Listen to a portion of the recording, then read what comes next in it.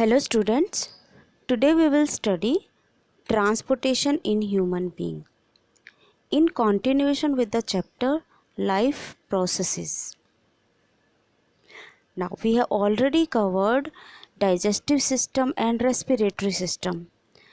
During the digestive system we have seen in digestive system we have covered that food is completely digested, and in the small intestine this simple substances like glucose, amino acid, fatty acid, these are transported to the various body tissues, and in the body tissues these are utilized.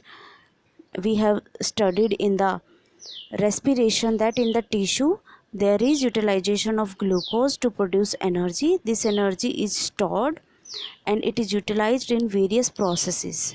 So that in transportation there is transport of oxygen, CO2 and various nutrients, and the main transport system in human being is the circulatory system. So circulatory system is we have seen that cell combine to form tissues, tissues combine to form organ, organ combine to form organ system. So circulatory system is an organ system. It consists of various organs, and these various organs are heart, blood, lymph and blood vessels. So we will study all these four one by one in detail. So first is human heart. Human heart it is a muscular organ. It is made up of heart muscle. And what is the function of human heart? It pumps blood to all the part of the body. So function of heart is not the purification of blood. Keep in mind, function of heart is the transport of blood to all the part of body. So it is only a pumping organ. Human heart is composed of four chambers: right auricle, right ventricle, left auricle and left ventricle. Let's see. These are the four chambers. This is right atrium, इसको हम auricle भी बोलते हैं. This is right ventricle, इसको हम यहाँ पे term use किया हुआ है ventrically. So this is right auricle, this is right ventricle. Similarly on the left side this is left atrium and this is left ventricle. ये आपको ध्यान रखना है, जिधर आपका लेफ्ट हैंड है उस साइड हार्ट के राइट चैम्बर्स हैं, और आपके लेफ्ट हैंड की तरफ हार्ट के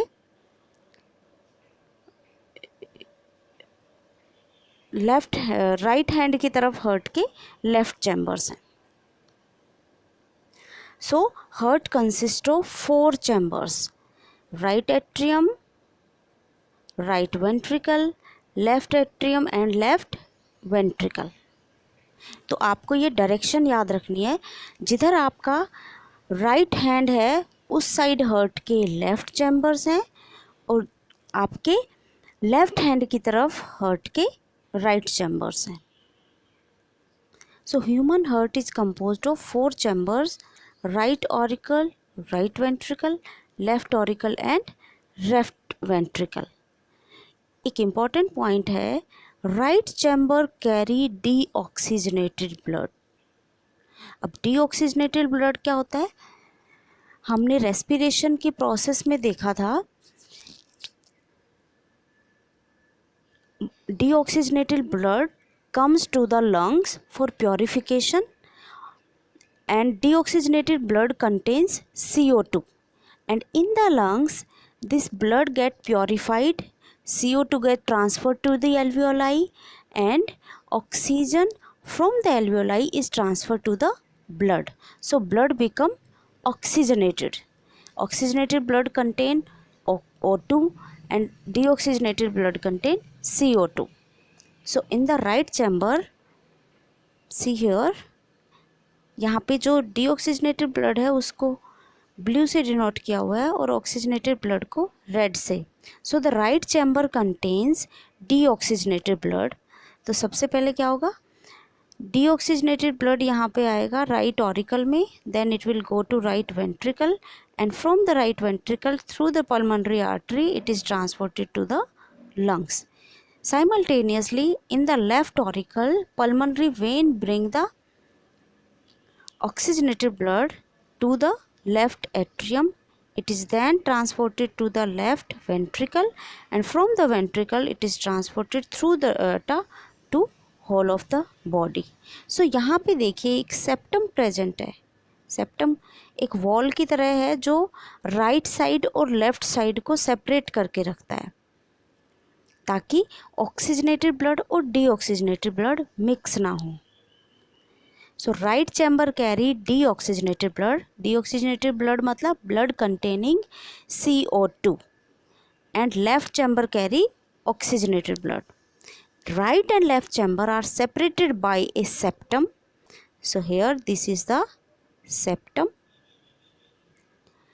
To prevent the mixing of oxygenated and deoxygenated blood. Clear है? 4 chambers are there, 1 2 3 4, and right chamber receive deoxygenated blood, left chamber receive oxygenated blood, and both the right and left chambers are separated by the septum. Atria and ventricle have valves between them to prevent backward flow of blood.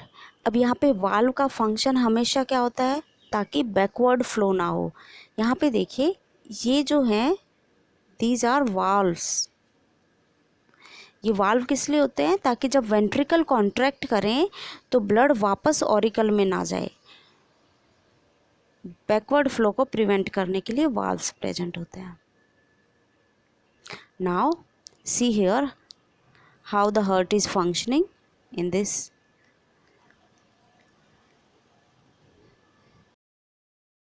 Now ventricles are bigger than atria.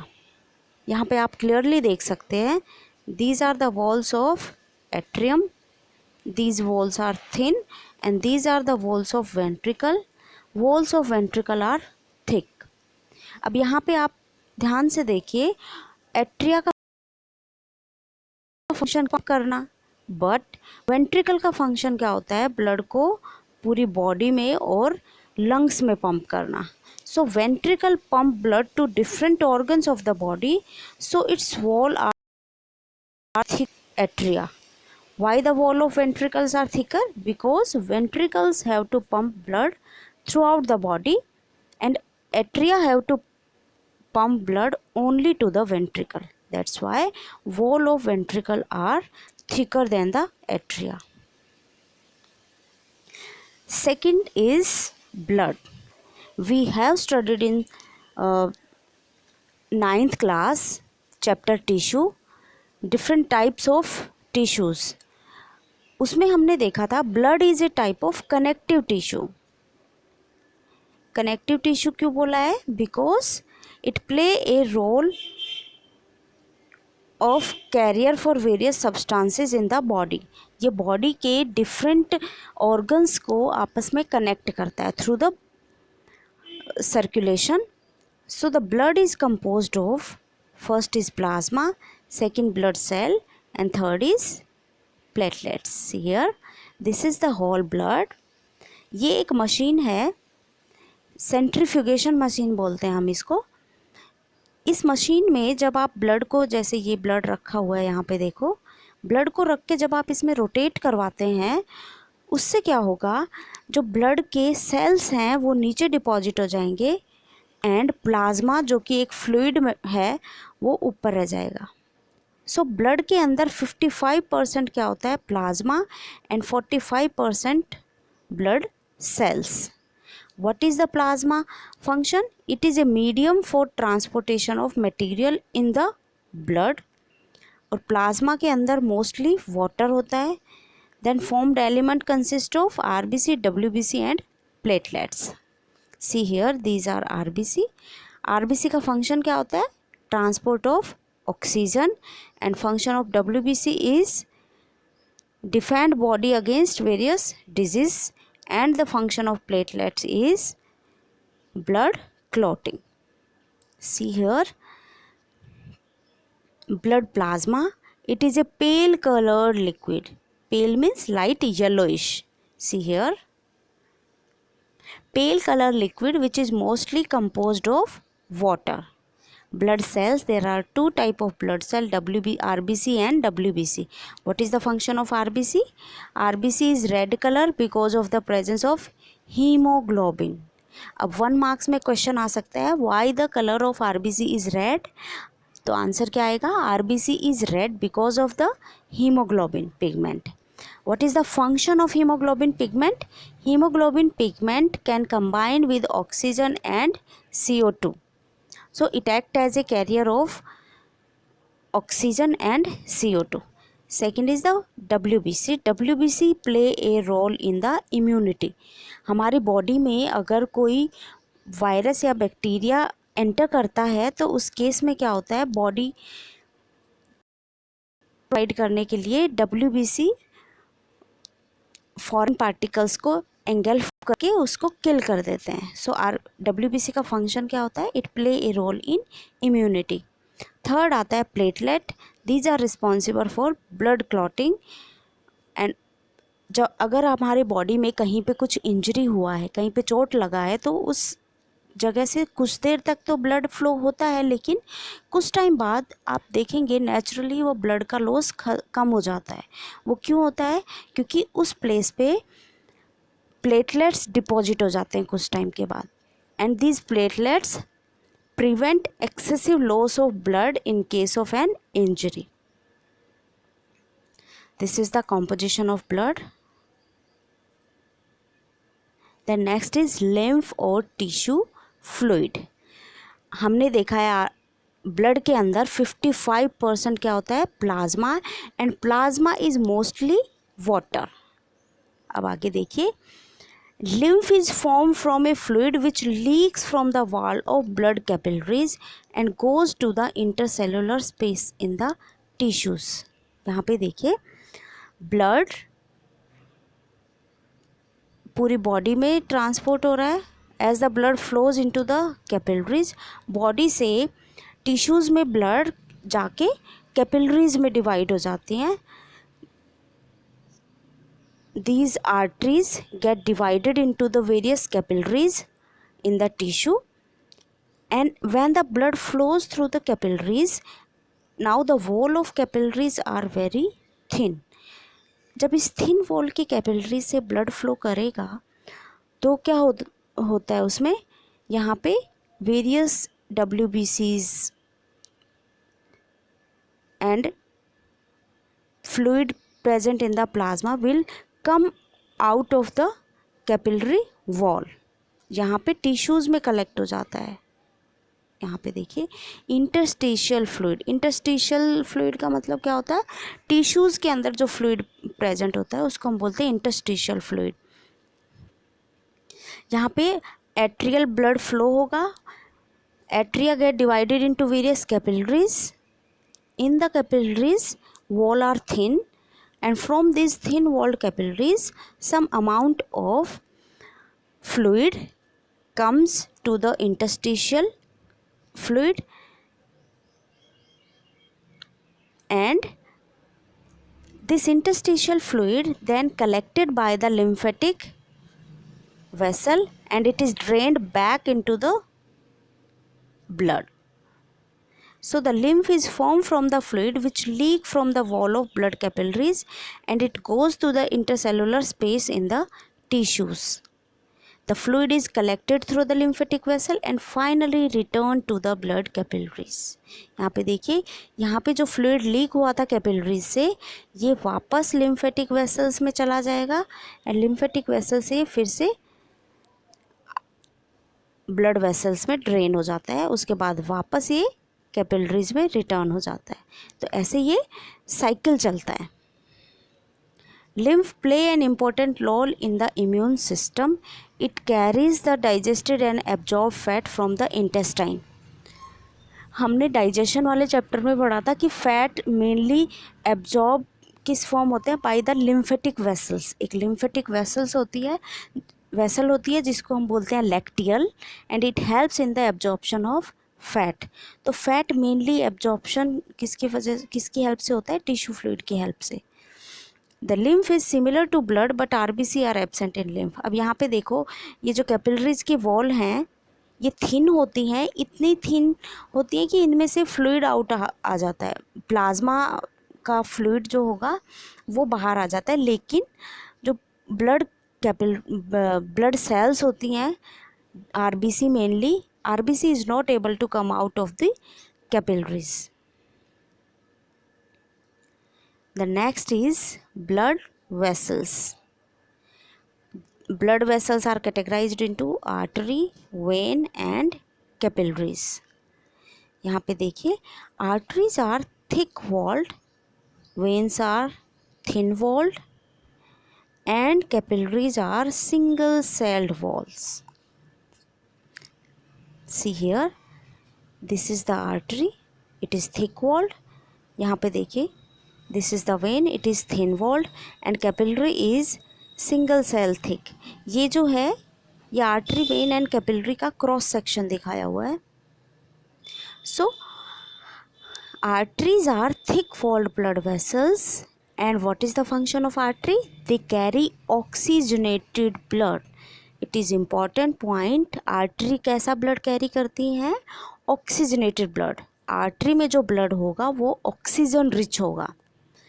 अब यहाँ पे एक exception है, pulmonary artery. Keep in mind, जहाँ पे भी term pulmonary आ जाता है उसका मतलब क्या है कि अगर आर्टरी से पहले पल्मोनरी टर्म आ गया तो मतलब उस आर्टरी के अंदर डीऑक्सीजनेटेड ब्लड होगा, उल्टा हो जाएगा। अगर वेन से पहले पल्मोनरी आ गया, क्योंकि वेन्स में ब्लड होता है deoxygenated, but it is pulmonary vein, तो पल्मोनरी वेन में कैसा ब्लड होगा? ऑक्सीजनेटेड। जहाँ पे भी टर्म पल्मोनरी आ गया, अगर आर्टरी से पहले पल्मोनरी है तो आर्टरी का उल्टा हो जाएगा, वेन से पहले पल्मोनरी है तो वेन का उल्टा हो जाएगा। ठीक है। Arteries are thick wall blood vessels which carry oxygenated blood from heart to different organs. तो आर्टरी कैसा ब्लड कैरी करती है? Oxygenated blood and their wall is thick. अब यहाँ पे एक एक्सेप्शन है, pulmonary arteries are exception because they carry deoxygenated blood. So the blood present in pulmonary artery will be CO2 rich from the heart to lungs. So pulmonary artery carry blood deoxygenated and heart to the lungs where oxygenation of blood takes place. So blood is oxygenated in the lungs. When के अंदर artery का just opposite होगा। Artery thick walled है तो ये thin walled होंगी। Artery oxygenated blood कर रहे हैं तो ये डीऑक्सीजनेटेड ब्लड कैरी करेंगी। ठीक है। देन यहाँ पे भी एक्सेप्शन है पल्मोनरी वेन का। These are exception because they carry oxygenated blood. Veins कैसा ब्लड कैरी कर रही हैं? Deoxygenated, but pulmonary vein carry oxygenated blood from lungs to the heart. Valves are present in vein to prevent back flow of blood. तो artery में कोई valve नहीं होते हैं, वेन्स में वाल्व होते हैं। Capillaries are the blood vessel which have single celled wall. तो कैपिलरीज की वॉल कैसी होती है? Single cell. अब यहाँ पे हम तीनों में डिफरेंस देख लेते हैं। Types of blood vessel, first is artery. Direction of flow, artery carries blood away from heart, veins carry blood towards the heart and capillary carry blood in both direction, away and towards heart. Thickness of artery, see here, it is thick, artery is thick, vein are thin and capillaries are very thin, single cell. Valves are present in vein only. In artery and capillary, valves are absent, valves. Then pressure in the artery is high. अब यहाँ पे देखिए, artery की wall thick हैं तो pressure भी ज़्यादा होगा। वेन और कैपिलरी की वॉल थिन है तो प्रेशर लो होगा। Function of artery is distribute blood, carries oxygen and nutrients. Vein they return blood, carries CO2 and other waste. And capillaries में एक्सचेंज होगा ऑक्सीजन एंड CO2 का।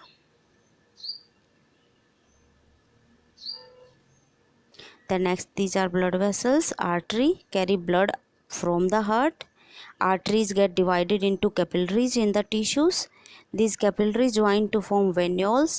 These venules form a large vein and carry blood towards the heart. So artery carry blood from the heart and vein carry blood towards the heart. This is the path of blood flow through the heart. यहाँ पे आपको ध्यान रखना है, red colour represent oxygenated blood and this blue colour represent deoxygenated blood.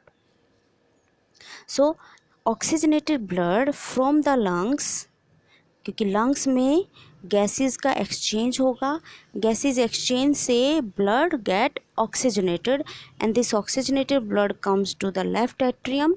From the left atrium through this mitral wall blood goes to left ventricle and this purified blood goes to the body tissues के अंदर respiration का process होगा, oxygen और CO2 exchange होगा, blood get deoxygenated and this deoxygenated blood through the vena cava went to the right atrium. Blood from right atrium goes to right ventricle through the tricuspid valve and then through the pulmonary artery blood goes to lung.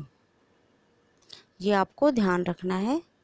This is simplified form. Then systole. अब जब हम heart का function पढ़ते हैं तो दो term आती हैं, systole and diastole. Systole word का मतलब क्या है? Contraction of cardiac muscles. Cardiac का मतलब क्या होता है?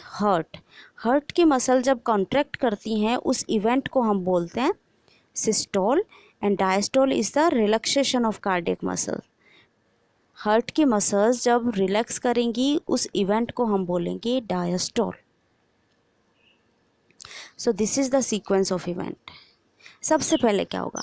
Oxygen rich blood from the lungs comes to the left atrium.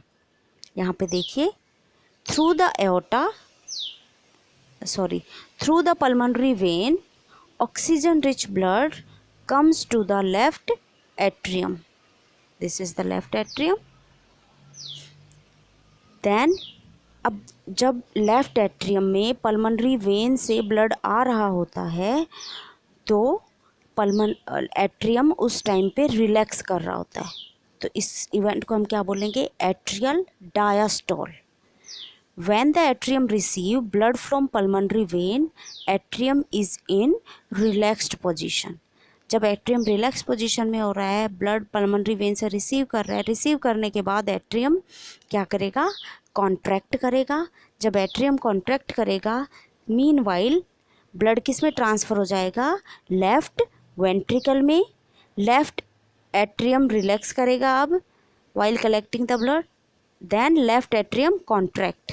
Blood collect करते टाइम एट्रियम रिलैक्स करेगा.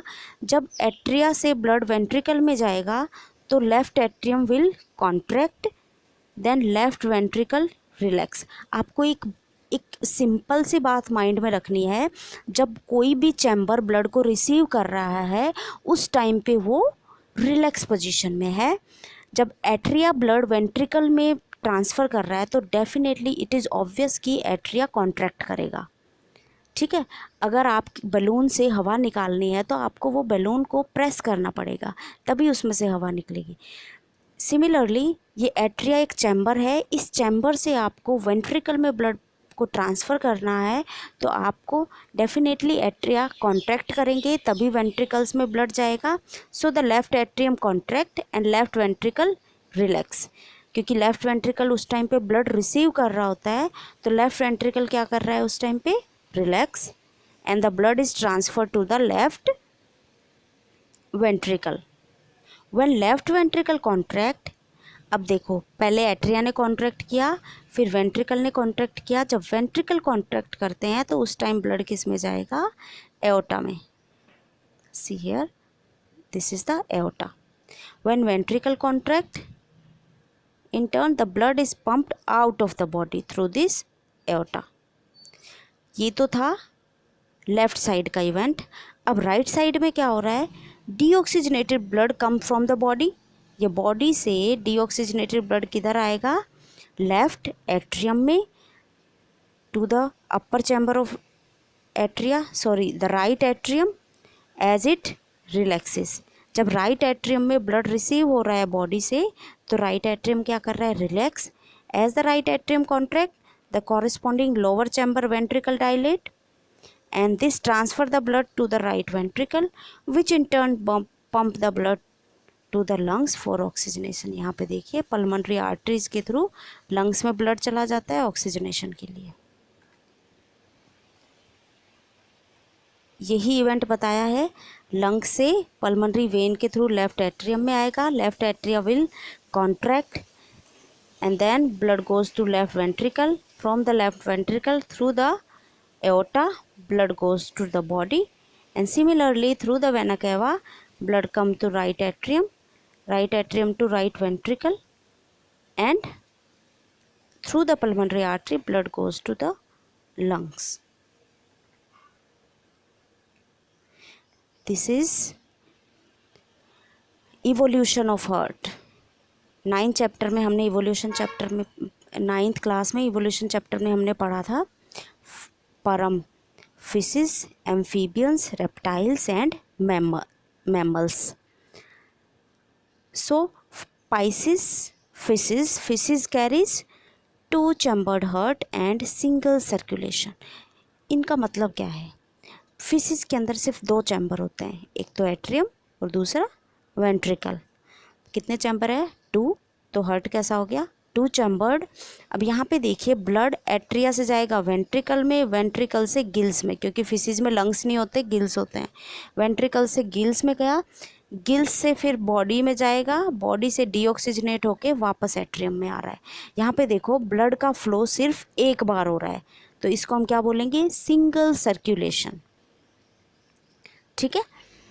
Now in case of amphibians and reptiles there is 3 chambered heart। 3 chambered कैसे है, यहाँ पे देखिए atrium, this is the right atrium, this is the left atrium, and ventricle is common. Atrium 2 हैं but ventricle 1 है, तो कितने चैम्बर हो गए टोटल, 1 2 3। तो हार्ट कैसा है, 3 चैम्बर्ड। एंड यहाँ पे देखिए एट्रिया में तो ऑक्सीजनेटेड डीऑक्सीजनेटेड ब्लड सेपरेट है, लेकिन क्योंकि वेंट्रिकल 1 है तो ब्लड यहाँ वेंट्रिकल्स में आके क्या हो जाता है, मिक्स हो जाता है। तो यहाँ पे इनकम्प्लीट डबल सर्कुलेशन है, यहाँ पे मिक्स ब्लड बॉडी में सप्लाई होता है।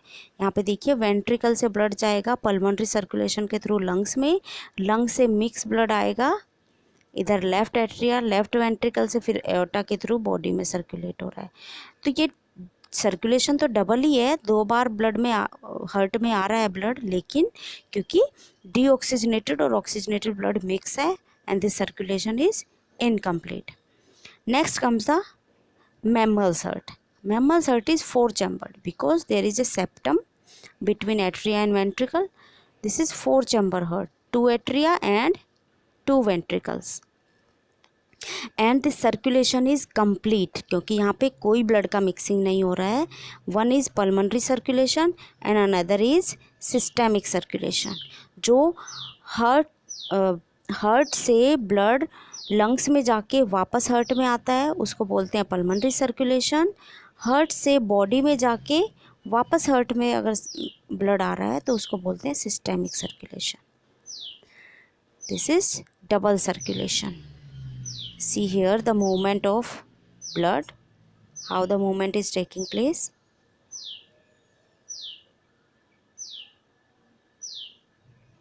In the human heart, blood passes through the heart twice in a cardiac cycle। Heart में ब्लड 2 बार पास हो रहा है, एक तो लंग से, दूसरा बॉडी से। So this type of circulation is double circulation. Double circulation का एडवांटेज क्या है, इसका एडवांटेज ये है कि double circulation ensure complete segregation of oxygenated and deoxygenated blood and which is necessary for optimal energy production in warm blooded animals। warm blooded animals क्या होते हैं, वो एनिमल्स जो अपने बॉडी के टेम्परेचर को कांस्टेंट मेंटेन करके रखते हैं। जैसे ह्यूमन बींग्स हैं, ह्यूमन बींग हमारी बॉडी का टेम्परेचर हम बोलते हैं कि 37 ही रहता है। अगर 37 डिग्री से ऊपर नीचे होता है तो हमारी बॉडी के अंदर इलनेस आ जाती है। जैसे फीवर के टाइम पे टेम्परेचर इंक्रीज़ हो जाता है। सो वार्म ब्लडेड एनिमल्स को अपनी बॉडी का टेम्परेचर कांस्टेंट मेंटेन रखना होता है। इसके लिए हमारी बॉडी को एनर्जी चाहिए, and this energy is ensured by the double circulation. So this was all about circulatory system. Now we will see the functioning of heart through a video.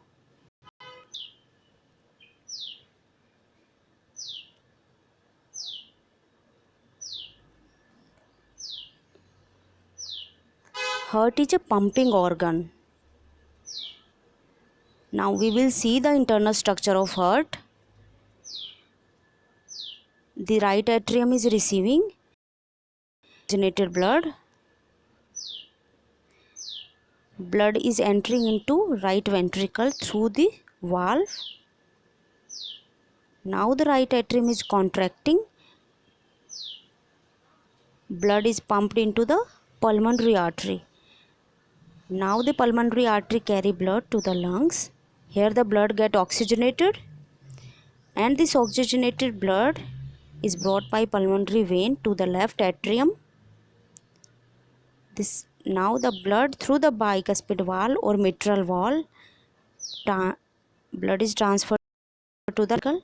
From the left ventricle, blood is transferred to the aorta. From the aorta, blood is transported to various body part. Now this is the impulse generation of heart muscle.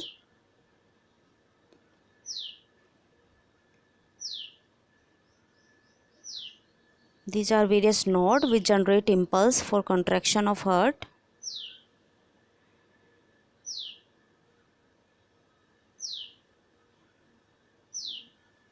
Now atria,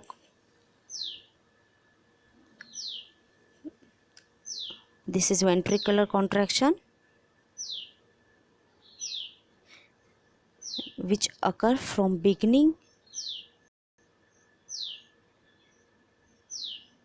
This is the cardiac cycle.